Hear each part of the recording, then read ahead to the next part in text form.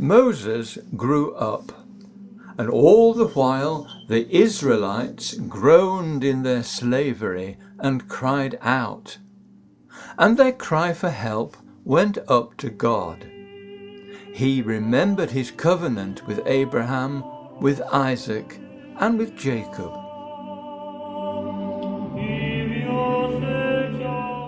So God sent an angel to Moses. The angel appeared to him in flames of fire inside a bush. Moses saw that the bush was on fire, but for some reason it did not burn up.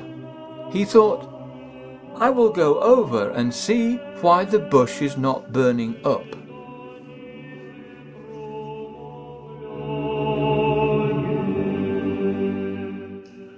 All of a sudden, he heard his name called. Moses, Moses. The call was coming from the middle of the bush. Moses said, Here I am. Do not come any closer, said the voice. Take off your sandals. The place where you are standing is holy ground. Then the voice said, I am the God of your father, the God of Abraham, the God of Isaac, and the God of Jacob. At this, Moses hid his face because he was afraid. The Lord said, I have seen the misery of my people in Egypt. I have heard them crying out because of their slave drivers. So I have come to rescue them and to bring them up out of that land into a good and spacious land, a land flowing with milk and honey. So now, go! I am sending you to Pharaoh to bring my people, the Israelites, out of Egypt. Who am I that I should go to Pharaoh and bring the Israelites out of Egypt, said Moses. God said, I will be with you.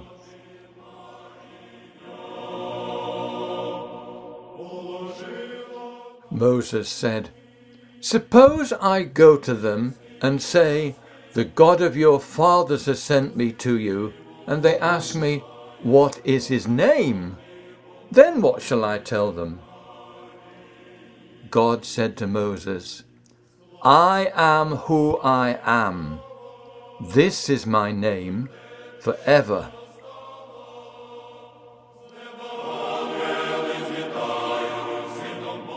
So go, assemble the elders of Israel and say to them, I am the God of your fathers, the God of Abraham, Isaac, and Jacob, appeared to me and said, I have watched over you and have seen what has been done to you in Egypt. And I have promised to bring you up out of your misery in Egypt, into a land flowing with milk and honey.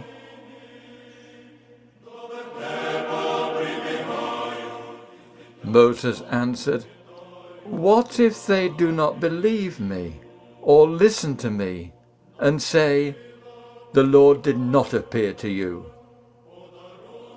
Then the Lord said to him, What is that in your hand? A staff, he replied. The Lord said, Throw it on the ground. Moses threw it on the ground, and it became a snake. He ran away in terror. Then the Lord said to him, Reach out your hand and take it by the tail. So Moses reached out and took hold of the snake, and it turned back into a staff in his hand. This, said the Lord, is so that they may believe that the Lord, the God of their fathers, the God of Abraham, the God of Isaac, the God of Jacob, has appeared to you. How on earth was Moses to manage to do what the Lord had commanded?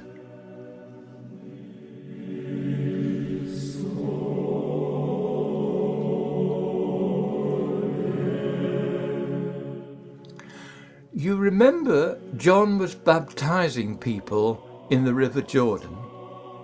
Well, one day he had a surprise.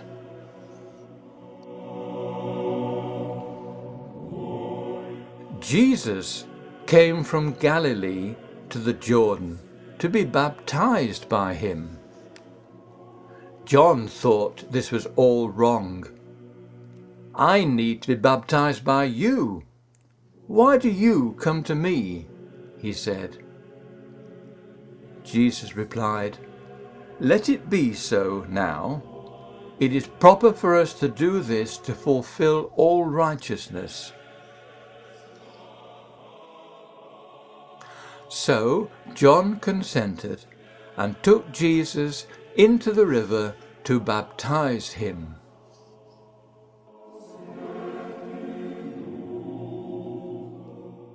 As Jesus came up out of the water, at that very moment heaven was opened, and he saw the Spirit of God descending like a dove and alighting on him. More than that, he heard a voice from heaven saying, This is my Son, whom I love. With him I am well pleased. After his baptism by John, Jesus was led by the Holy Spirit into the wilderness. He had no food with him. For 40 days he was tempted by the devil. He was so hungry that he was tempted to use his power to make a stone turn into bread so he could eat something. Go on, the devil said to him. If you really are the Son of God, tell this stone to become bread.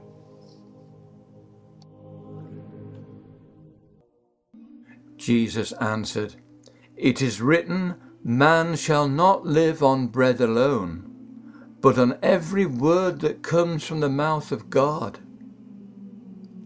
He knew that being the Son of God meant doing what his Father wanted him to do, not what he wanted to do. Then, in his imagination, the devil led him up to a high place and showed him in an instant all the kingdoms of the world. He said to Jesus, If you worship me, it will all be yours. Jesus answered, It is written, Worship the Lord your God and serve only him.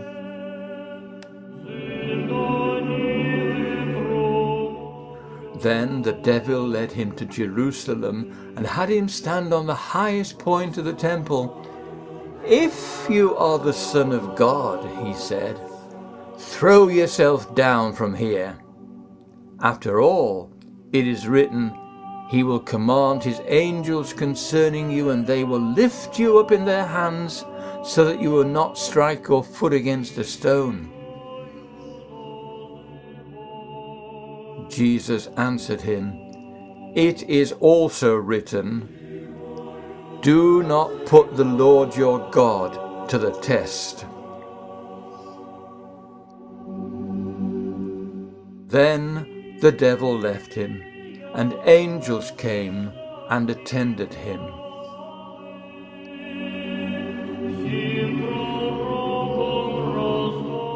Questions. Question 1. We confess God as the Holy Trinity, Father, Son, and Holy Spirit. How does the account of Jesus' baptism confirm this?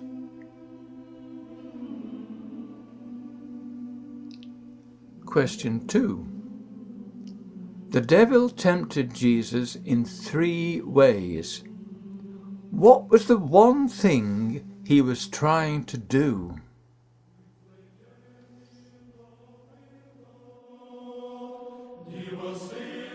Practical. The baptism of Jesus is celebrated on the 6th of January. It is called Theophany. Theos is the Greek word for God, and phany means to show or reveal. So in his baptism, Jesus is revealed as the Son of God. So when Jesus entered the waters of the River Jordan, it was really God entering into the material of the universe to return it to its original holy state as God's creation. At Theophany each year, God's church too blesses water, so that it can be used as a blessing on our homes or on ourselves when we drink a little. At the Feast of Theophany, the following troparion is always sung many times throughout the Divine Liturgy and afterwards as the water is sanctified in the great blessing of the waters. You should learn to sing it by heart.